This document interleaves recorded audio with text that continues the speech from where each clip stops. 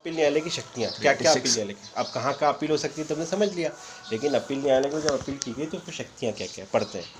ऐसे अपील के परिशीलन और यदि अपीलार्थी या उसका प्लीडर हाजिर है उसे तथा लोक अभियोजक हाजिर है तो उसे, और धारा 376 या 378 के दिन अपील की दशा में यदि अभियुक्त हाजिर है तो उसे सुनने के पश्चात अपील न्यायालय उस दशा में जिसमें उसका यह विचार है कि हस्तक्षेप करने का पर्याप्त आधार नहीं है अपील को खारिज कर सकता है। अथवा पहला अधिकार क्या है कि अगर न्यायालय को ऐसा लगता है जो अपील सुन रहा है कि हस्तक्षेप करने के लिए कोई पर्याप्त आधार नहीं है तो अपील को खारिज कर सकता है। अथवा क्या कर सकता है, दोष मुक्ति के आदेश से अपील में ऐसे आदेश को उलट सकता है, लेकिन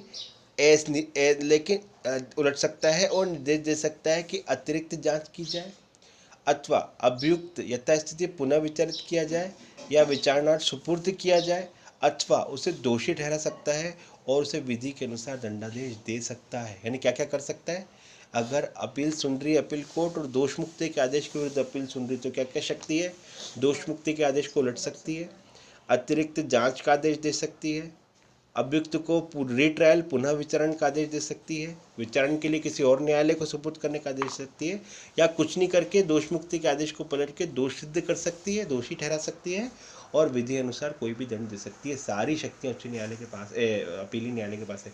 अब ये जो हम अपील न्यायालय की शक्तियाँ पढ़ रहे हैं इसको आप ध्यान से पढ़ लेना, ये कि ये रिवीजन कोर्ट की भी शक्तियाँ आएगी। उन्होंने सिर्फ इतना लिख दिया कि जो अपील न्यायालय की शक्तियाँ वो इस कोर्ट की शक्तियाँ, तो इसको अपन ध्यान से समझना। अब दोष सिद्धि से अपील में, जिसे अपील में अपील न्यायालय की क्या शक्ति, दोष मुक्ति तो आपने समझ लिया, लिखा है निष्कर्ष और दंडादेश को लग सकता है जहां दोष सिद्ध किया है और उसकी अपील की जा रही है। जहां किसी न्यायालय ने विचारण करके अभियुक्त को दोष सिद्ध कर दिया, ने सजा दे दी और उसकी अपील न्यायालय सुन रहा है, वहाँ अपील न्यायालय निष्कर्ष और दंडादेश को उलट सकता है। यानी वो ये बोल सकता है कि भैया आपने कंक्लूजन ही गलत निकाला, दंडादेश को उलट सकता है, मतलब क्या कर सकता है, दोष सिद्धि को दोष मुक्ति में बदल सकता है और अभियुक्त को दोष मुक्त या उन्मोचित कर सकता है। यानी पावर कितनी उसके पास तगड़ी, देख रहे हो कि पूरा ट्रायल चल गया, वो अपील सुन रहा है और अपील न्यायालय ने क्या करा, निष्कर्ष को उल्टा और दंडादेश को उलट दिया, दोष मुक्त या उन्मोचित कर सकता है। अब ये पॉइंट ही लाइन हमको समझनी है जो हमने पिछली बार ही समझी थी। अगर कोर्ट ने निष्कर्ष को बदल के दोष मुक्ति की, अगर निष्कर्ष को बदल के दंडादेश उल्टा है तो अभियुक्त उन्मोचित होगा। निष्कर्ष को बदल कर, अगर न्यायालय ने निष्कर्ष को बदलते हुए दंडादेश को उल्टा है तो अभियुक्त उन्मोचित हो जाएगा, ठीक है, लेकिन केवल दंडादेश को उलटने में अभियुक्त दोष मुक्त होगा। हालांकि ये कोई एकदम परफेक्ट पैरामीटर नहीं है, लेकिन इसको कैसे समझना पड़ेगा कि कोर्ट निष्कर्ष, ऊपर तो उन्होंने नहीं निकला दोष मुक्ति में निष्कर्ष को बदलने का, या दोष मुक्ति को दोष सिद्धि में बदल रहे हैं, वहां उन्होंने नहीं लिखा कि कोर्ट निष्कर्ष को बदल देगी। क्यों? क्योंकि वहां अभियुक्त को दोष कुछ दो प्रकार की बातें तो लिखी नहीं, उन्मोचन का तो पॉइंट ही नहीं आ रहा। निष्कर्ष यदि कोर्ट ने बदला तो क्यों बदला, कोर्ट ने कहा कि आपने एविडेंस को कैलकुलेट ही गलत कर लिया है नीचे आए दोष मुक्त, ये व्यक्ति दोष सिद्ध, क्या इस व्यक्ति को तो ट्रायल ही नहीं चलना चाहिए था, इसने तो कोई अपराध ही नहीं किया, कोर्ट ने अपना निष्कर्ष बदला उसका। तो जहाँ निष्कर्ष बदला वहाँ एक जनरल प्रोविज़न हम ये मानते हैं, नहीं कोई सर्वमान्य सिद्धांत नहीं है, लेकिन जनरल प्रोविज़न यह है कि वहाँ अभियुक्त व्यक्ति को उन्मोचित किया जाता है, उसको डिस्चार्ज किया जाता है। लेकिन जहाँ निष्कर्ष तो सेम रखा, लेकिन कोर्ट को ऐसा लगता है कि भाई दोष मुक्ति होनी चाहिए थी, इसकी दोष सिद्ध नहीं हो सकता इस आधार पे। एक इसको इस आधार पे भी समझ सकते हैं कि जहाँ कोर्ट अपने निष्कर्ष को बदल रही है अपील में, नीचे की कोर्ट को, वहाँ वो उसको संदेह का लाभ भी नहीं दे रही, वहाँ वो पूरी तरीके से बाहर है। यानी अगर बहुत डीप जाएंगे विधि के अंदर, क्रिमिनल प्रोसीजर के अंदर, तो उन्होंने कहा है कि अगर अभियुक्त व्यक्ति को संदेह का लाभ दिया तो उसको दोष मुक्त करते हैं, क्योंकि उसके ऊपर संदेह तो अभी भी है, उसका लाभ उसको मिल रहा है। लेकिन जहां अभियुक्त व्यक्ति क्लियर कट बाहर है, संदेह भी नहीं उसके ऊपर, वहां उसको उन्मोचित करना चाहिए, वही शक्ति यहाँ पे लिखी हुई, ठीक है ना। तो निष्कर्ष को लटने का आप इंटरनली क्या मन में समझ के रखना है प्रैक्टिकली तौर पे कि अगर निष्कर्ष को न्यायालय उलट रहा है, अपील न्यायालय, और दंडादेश को परिवर्तित कर रहा है, तो वो दोष मुक्त एवं उन्मोचित होगा। नहीं का सिंपल निष्कर्ष को ना उलटते हुए अगर दोष दंडादेश को लग रहा है तो दोष मुक्त कर सकता है। और ऐसे अपील न्यायालय के अधीनस्थ सक्षम अधिकारिता वाला न्यायालय द्वारा उसके पुनः विचारित किए जाने क्या उसे विचारणा सुपुर्द करने का आदेश देनी चाहिए। तो वो अपने नीचे वाले अधिकारी को बोल सकता है कि भैया उसका आप पुनः ट्रायल चलाओ और पुनः ट्रायल चला के जो आपको दंडादेश पारित करना है वो दो। ठीक है। दंडादेश को कायम रखते हुए निष्कर्ष को परिवर्तन कर सकता है। अब देखो फिर परिवर्तन किया उसने, दंडादेश को कायम रखा, अब निष्कर्ष में परिवर्तन यहाँ कैसे होगा? उन्होंने कहा साहब दंडादेश तो ठीक दिया लेकिन इस धारा में न हो के इस धारा में। ये 302 में नहीं आता लेकिन 34 में आता है। इसने 302 का अपराध तो नहीं किया लेकिन कॉमन इंटेंशन इसका था, जबकि कोर्ट ने उसको 302 में सजा दे दी। तो यहाँ पे कोर्ट ने दंडादेश तो स्थिर रखा लेकिन निष्कर्ष को बदल दिया। निष्कर्ष परिवर्तित करके या बिना दंड के स्वरूप और परिणाम में अथवा स्वरूप और परिणाम में परिवर्तन कर सकता है, किंतु इस प्रकार नहीं कि उससे दंड में वृद्धि हो जाए। अब कैसे बदल सकता है? दंड के स्वरूप और परिणाम का मतलब क्या था? स्वरूप मतलब सादे को कठिन, कठिन को सादा, ये का चेंज कर दे है ना। और परिणाम का मतलब क्या है ना, बढ़ाना नहीं, उसके परिणाम को, यानी 10 साल दिए तो उसको कम कर दिया। ठीक है ना, सादे को कठिन कर दिया, कठिन को सादे कर दिया, लेकिन उसमें वृद्धि नहीं कर सकता। अब दंडादेश की वृद्धि के लिए अपील में, जहाँ को अपील में कौन आया है? उधर 372 में पीड़ित या सरकार के साथ दंडादेश कम दिया गया, ज़्यादा दो, वहाँ पे क्या क्या कर सकती है? निष्कर्ष और दंडादेश को उलट सकता है, अभियुक्त को दोष मुक्ति अनुमोचित कर सकता है। सेम ये जो हमने ऊपर जो प्रोविजन पढ़े, ऐसे कैसे सेम प्रोविजन इसमें भी अपील न्यायालय को, अभी जब हमने पढ़े ना दोष सिद्धि में अपील में, वो के वही दंडादेश की वृद्धि में अपील में। किसी अन्य आदेश से अपील में ऐसे आदेश को परिवर्तित कर सकता है और रख सकता है। अब बाकी जितने भी अपील आदेश पढ़े हमने पढ़े, परिशांति कायम रखने के वो सब आ रहे हैं इसके अंदर। कोई संशोधन या पारिणामिक या अनुषंगिक आदेश जो न्याय संगत या उचित हो कर सकता है, परंतु दंड में तब तक वृद्धि नहीं की जाएगी जब तक कि अभियुक्त व्यक्ति को कारण दूषित करने का मौका न मिलेगा। ठीक। इसके अलावा कोई भी संशोधन जो पारिणामिक हो या अनुषंगिक हो, पारिणामिक मतलब जो परिणाम को संशोधित कर देते हैं, अनुषंगिक मतलब वो जो उससे मिलते जुलते संशोधन हो, ऐसे कोई भी संशोधन किए जा सकते हैं। लेकिन अगर ऐसे संशोधन करने के बाद दंड में वृद्धि करना चाहती है कोई, तो पहले अभियुक्त व्यक्ति को सुना जाएगा। ठीक। एक पॉइंट अपने दिमाग में आपने रखा है, अगर दोष सिद्धि से अपील अपन कर रहे हैं या दंडादेश में वृद्धि करने की अपील कर रहे हैं, तो ऐसे दोनों मामलों में अभियुक्त व्यक्ति को सुनना आवश्यक है। उसको बगैर सुनवाई का मौका दिए वृद्धि नहीं हो सकती। फंडामेंटल राइट्स हो गया, समझे? हाँ, फंडामेंटल राइट हो गया। हाँ, जहाँ न्यायालय केवल दंड के स्वरूप और परिणाम को बदलना चाहता है, जरूरी नहीं उसको, वहाँ उसको जरूरी नहीं, क्योंकि वहाँ वो दंड में वृद्धि भी नहीं कर सकती। लिखा है ना, वृद्धि नहीं कर सकती, यानी सिर्फ वृद्धि करना है तो व्यक्ति को जैसे ही वृद्धि करा तो उसको सुनना जरूरी है ना, कंपल्सरी। हम वो प्रोविजन भी पढ़ चुके हैं कि अगर वृद्धि करने में उसको सुन रहे हैं तो वो फिर दोष मुक्ति करने का, कमी करने का आवेदन भी कर सकता है। ठीक। अब आप 389 है ना, थोड़ा सा इसको थोड़ी सी समझने में आप लोगों को थोड़ा सा कंसंट्रेशन यही रखना अपना एकदम से, है ना। अब 389 को हम जमानत की धारा भी बोलते हैं। कैसे पढ़ेंगे इसको? एक तो जमानत हम डायरेक्ट पढ़ते हैं। अभी जमानत क्या हो रही है कि अभियुक्त व्यक्ति को नीचे के न्यायालय ने उसका विचारण किया और विचारण करने के बाद उसको दोष सिद्ध कर दिया। दोष सिद्धि के विरुद्ध वो अपील कर सकता है। अब जहाँ नीचे के न्यायालय ने उसको दोष सिद्ध कर दिया तो उसको जेल में भेज दिया वापस। अब ये अपील करने आया है। 439 या 438 या 437 जो जमानत की धारा है वो केवल ऐसे व्यक्तियों के विरुद्ध जमानत की बात करती है जो अंडर ट्रायल हो, इनका विचारण चल रहा हो, लेकिन जिनको सजा मिल चुकी हो। उनकी जमानत के अधिकार कहाँ है? तो 389 इसकी बात करती, लिखा है अपील लंबित रहने तक दंडादेश का निलंबन, अपीलार्थी का जमानत पर छोड़ा जाना। अब मैं हमेशा से मेरी क्लास के बच्चों से एक्सपेक्ट करता हूँ कि वो इसको अपील नाम दंडादेश के निलंबन के नाम से याद रखें। ठीक है ना, इसको बोलते हैं इंग्लिश में। कहने का मतलब कि जब तक इस अपील का निराकरण न हो जाए तब तक नीचे जो दोष सिद्धि का आदेश जो दंडादेश दे उसको रोक के रखना, स्टे करके रख देना, ये मतलब है इस धारा का।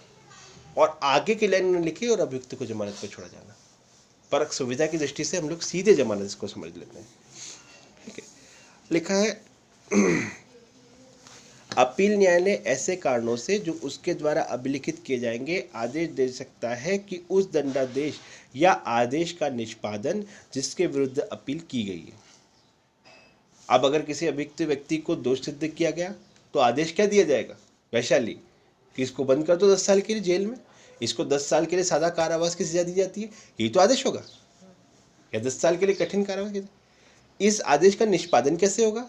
उसको जेल में बंद करके। कठिन कारावास दिया तो उसके काम को करवा के। इस आदेश का निष्पादन तो ऐसे ही होगा। इन्होंने लिखा है कि उस आदेश का निष्पादन की विरोध की गई है, दो लंबित रहने तक निलंबित की जाए। निलंबित की जाए मतलब को ख़त्म कर दिया जाए कि जब तक अपील पेंडिंग है तब तक उसका निष्पादन न किया जाए। और निष्पादन न किया जाएगा मतलब क्या होगा, उसको सजा नहीं भुगताई जाएगी। अगर कठिन कारावास दिया तो सजा भी नहीं भुगताएगी, काम भी नहीं करा जाएगा। तो अब जब निष्पादन ही नहीं करना तो करना क्या पड़ेगा, तो व्यक्ति को जमानत पे छोड़ना पड़ेगा, उसको बाहर करना पड़ेगा। तो निलंबित किया जाए, और यदि वह व्यक्ति परिरोध में है तो यह भी आदेश दे सकता है कि उसे जमानत पर या उसके बंदरबंद पर छोड़ दिया जाए। ठीक, ये इंपॉर्टेंट प्रोविजन है। परंतु अपील न्यायालय ऐसे विशिष्ट व्यक्ति को जो मृत्यु, आजीवन कारावास या 10 वर्ष से अन्यून अवधि के कारावास से दंडनीय किसी अपराध के लिए दोष सिद्ध किया गया है, जमानत पर या उसके बंद पत्र पर छोड़े जाने के पूर्व लोक अभियोजक को इसे छोड़ने के विरुद्ध लिखित कारण दर्शित करने का अवसर देगा।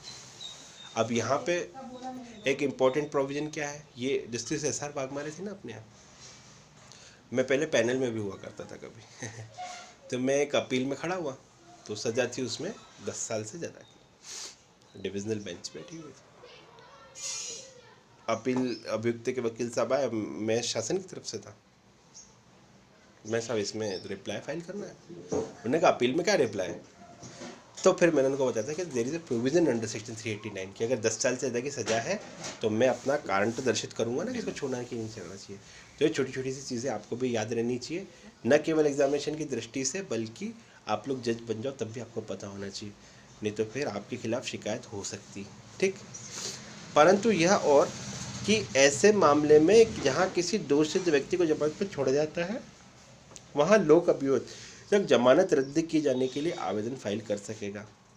उधर 439(2) में हमने पढ़ा था जमानत देने के बाद जमानत को कैंसिल कराया जा सकता है अगर किसी दंडादेश के निलंबन पर रोक लगा दी गई है और अभियुक्त व्यक्ति को जमानत पर छोड़ दिया गया है और अपील कोर्ट में ऐसा किया है तो उसके जमानत को भी रद्द किया जा सकता है। प्रोविजन 389 में ही है, बहुत लोगों को पता नहीं है।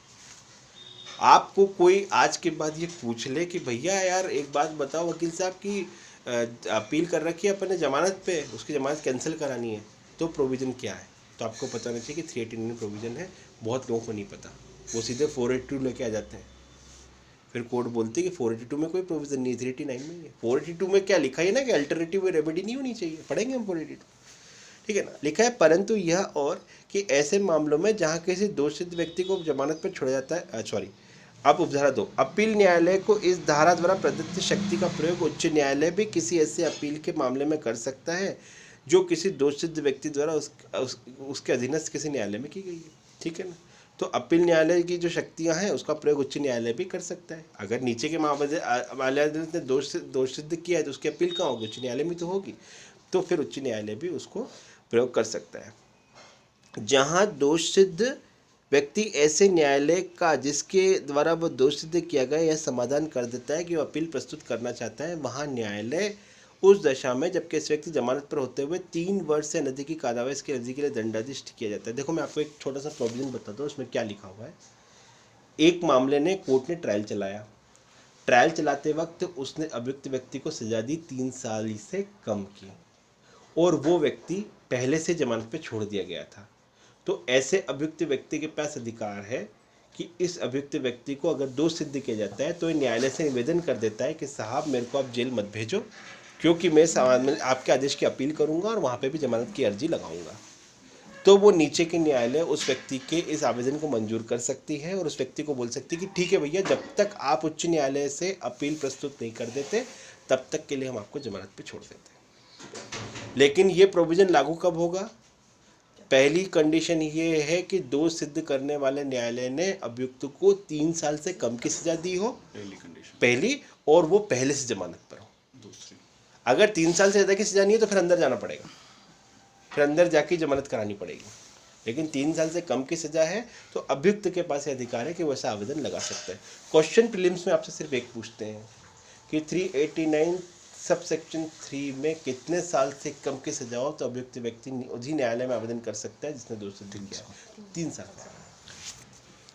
उस दशा में जब अपराध के लिए व्यक्ति दोषी किया जाएगा, जमानती है या वह जमानत पर, यह आदेश देगा कि दोष सिद्ध व्यक्ति इतनी अवधि के लिए जितनी अपील प्रस्तुत करने और धारा 1 के अधीन अपील न्यायालय का आदेश प्राप्त करने के लिए पर्याप्त समय मिल जाएगा, जमानत पर छोड़ दिया जाए जब तक कि जमानत के इनकार करने का विशेष कारण ना हो और जब वैसे हमारे पर छूटा रहता है तब तक कारावास का दंडादेश निलंबित समझा जाएगा। ठीक है ना, कि कारावास का दंडादेश नहीं भुगत रहा, उसका निष्पादन नहीं हो रहा। ठीक है ना, यानी दोष सिद्ध किया न्यायालय ने, 3 साल से कम की सजा दी। अभियुक्त पहले से जमानत पर था। अभियुक्त ने एक आवेदन दिया कि साहब मैं अपील प्रस्तुत करना चाहता हूँ आपके आदेश के खिलाफ, तब तक के लिए मेरे को जमानत दे दो। तो कोर्ट उसको जमानत दे सकती है। ठीक है ना, जमानत देने के अगर इनकार करती है तो कोर्ट को बताना पड़ेगा कि क्यों इनकार कर रही है। अगर मामला जमाले से जमानती हो तो उस मामले में भी कोर्ट जमानत दे सकती है। छोटे मामलों में आवेदन दे ही देते, सजा भी ना देते, हाँ, सही अपन नीचे लगा ही देते हैं, उसके आवेदन के साथ ही जाते हैं। सस्पेंड कर दो जब तक। हाँ, क्योंकि छोटा मामला है ना, अभियुक्त व्यक्ति को अननेसरी जेल में जाना पड़ेगा। जब अंततो गोत्वा अपीलार्थी किसी अवधि के कारावास या आजीवन कारावास का दंडादेश दिया जाता है, तब वह समय जिसके दौरान उसे छूटा रहता है उस अवधि की संगणना करने में जिसके लिए दंडादेश जगह हिसाब में नहीं लिया जाएगा। यानी जहाँ कोर्ट ने दंडादेश का निलंबन कर दिया, उन्होंने कहा कि साहब अपील जब तक नहीं सुनी जाती फाइनली, तब तक इस व्यक्ति को पे छोड़ा रहा, और 3 साल बाद अपील न्यायालय ने भी इसको दोष सिद्ध कर दिया, तो उसको दोबारा सजा भुगताई जाएगी। तो ये 3 साल जो वो बाहर था उसको वो सजा भुगताने की अवधि में कैलकुलेट नहीं करेंगे। ठीक है, क्योंकि दंडादेश निलंबित फ्री है ना, है। ठीक है, अब 390 आपको पढ़नी हुई है, इंपॉर्टेंट है।